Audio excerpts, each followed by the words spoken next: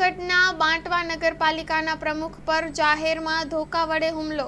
Story report by પ્રકાશ દવે, જૂનાગઢ। સુનિલ કુમાર પીતાંબર જેઠવાણી। હું બાંટવા નગરપાલિકા પ્રમુખ સેવા આપું છું।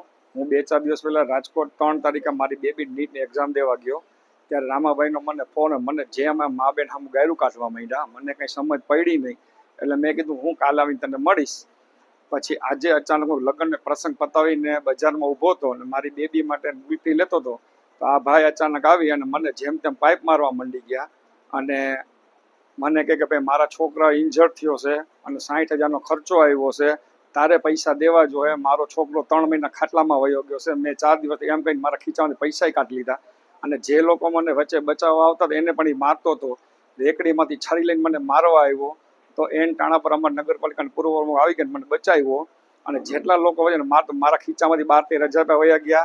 એનો જે એક છોકરો હતો એને મને પેટમાં પાટું માર્યું, મારો શર્ટ ફાડી નાખ્યો અને મને કીધું તું મરવાની તૈયારી રાખજો, અમે તને જીવતો મૂકવાના નથી, પાછો આવ્યો તો તું તારી તૈયારીમાં જ રહેજે હવેથી। એમ હજી તો હું દવાખાને આવ્યો છું, હજી મને બહુ તકલીફ છે। હવે આના પછી આગળ કાનૂની કાર્યવાહી જે પણ થતી હશે કરવાની ફરજિયાત જ છે।